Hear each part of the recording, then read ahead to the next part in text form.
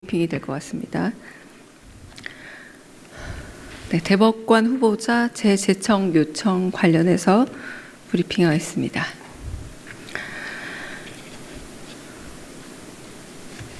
청와대 수석대변인 강유정입니다. 청와대는 오늘 두 대법관 후보자 중 노태악 전 대법관의 후임으로 제청된 손봉기 후보자에 대해 국회에 임명동의안을 제출하지 않기로 했습니다. 이에 대법원장에게 대법관 후보자를 재제청할 것을 요청했습니다. 헌법 제104조 제2항은 대법관을 대법원장의 제청으로 국회의 동의를 얻어 대통령이 임명한다고 정하고 있습니다.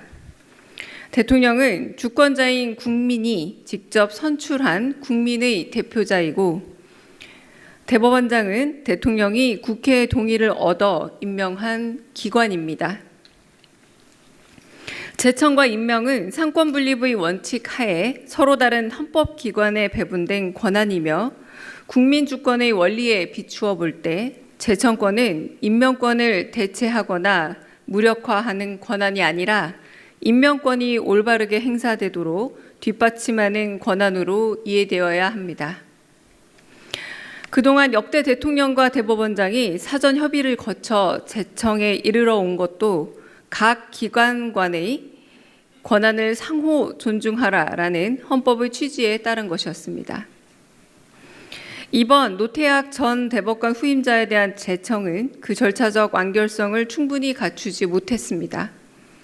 지난 1월 대법관 후보 추천위원회의 추천 이후 대법원장은 7개월이 넘도록 제청을 하지 않다가 8월 18일 실질적 협의가 전혀 이루어지지 않은 상태에서 손봉기 후보자를 일방적으로 서면 제청했습니다.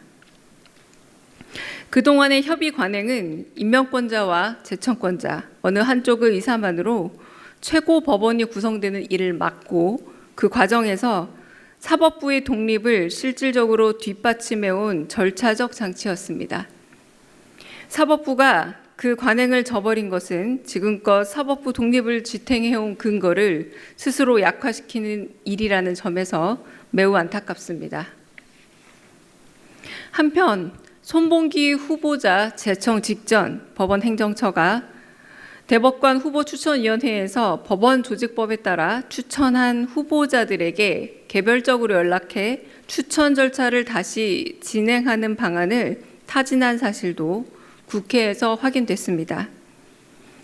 법원 조직법은 대법원장이 대법관 제청 시 대법관 후보 추천위원회의 추천 내용을 존중하도록 정하고 있습니다.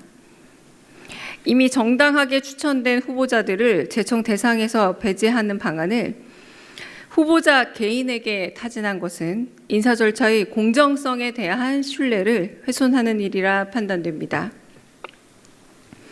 법원 조직법이 정한 대로 대법관 후보 추천위원회의 추천 결과를 존중하여 제청권이 공정하게 행사될 때 비로소 제청에서 임명에 이르는 전 과정이 헌법상 국민주권 원리와 적법 절차 원칙에 부합할 수 있습니다.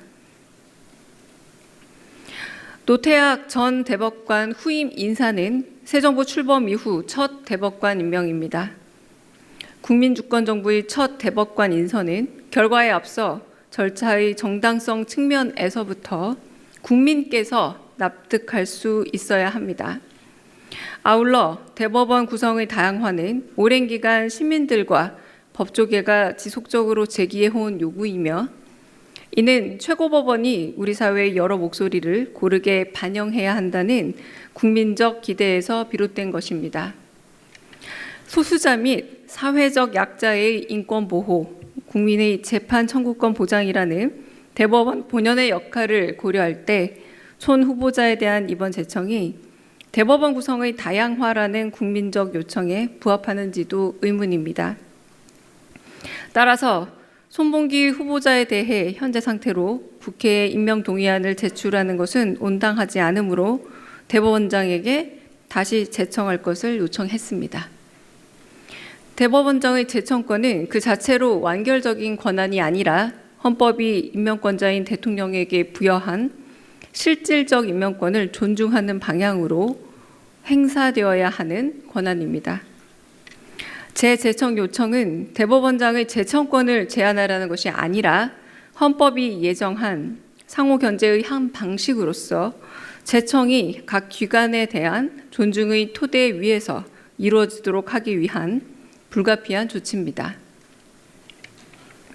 이흥구 대법관의 후임인 김성수 후보자에 대해서는 협의를 거쳐 의견이 모아진 만큼 오늘 국회에 임명 동의안을 제출할 것입니다.